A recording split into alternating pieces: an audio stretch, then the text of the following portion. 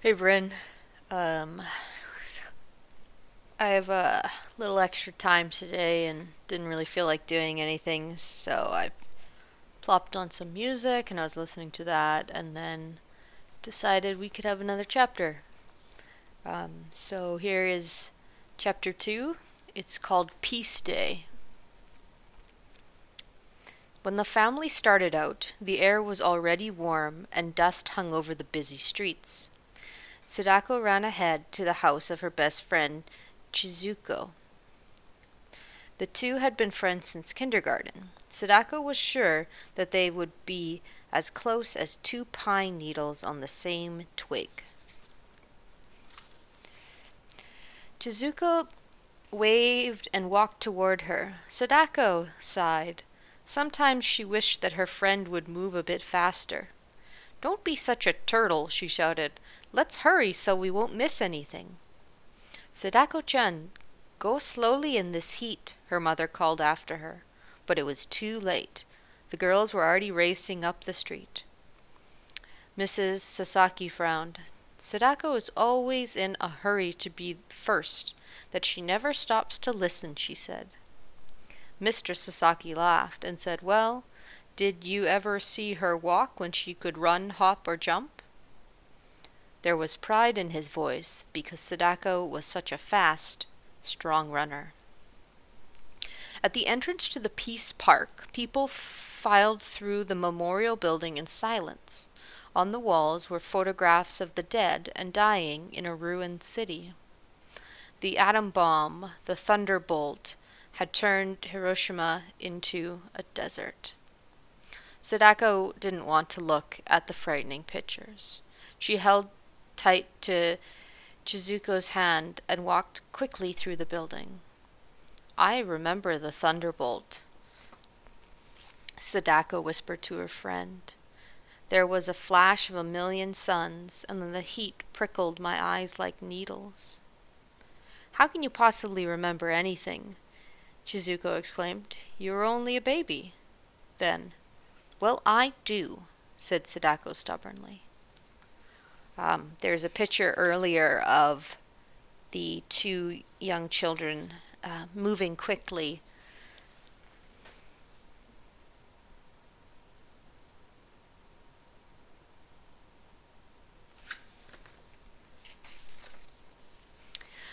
After speeches by Buddhist priests and the mayor, hundreds of white doves were freed from their cages. They circled the twisted, scarred atomic dome. Sadako thought the doves looked like spirits of the dead flying into the freedom of the sky. When the ceremonies were over, Sadako led the others straight to the old lady who sold cotton candy. It tasted even better than last year. The day passed too quickly, as it always did. The best part, Sadako thought, was looking at all the things to buy and smelling the good food. There were stalls selling everything from bean cakes to chirping crickets. The worst part was seeing people with ugly whitish scars. The atom bomb had burned them so badly that they no longer looked human. If any of the bomb victims came near Sadako, she turned away quickly. Excitement grew as the sun went down. When the last dazzling display of fireworks faded from the sky, the crowd carried paper lanterns to the banks of the Ota River. Mr. Sasaki carefully lit candles inside of 6 lanterns, one for each member of the family.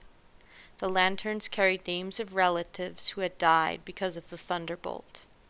Sadako had written Oba-chan's name on the side of her lantern. When the candles were burning brightly, the lanterns were launched onto the Ota River. They floated out to sea like a swarm of fireflies against the dark water.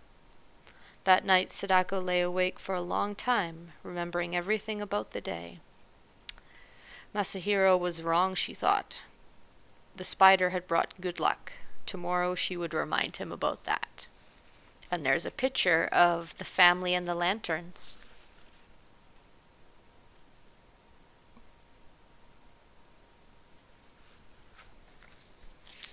And that is actually the end of chapter 2. I think I'll leave it there.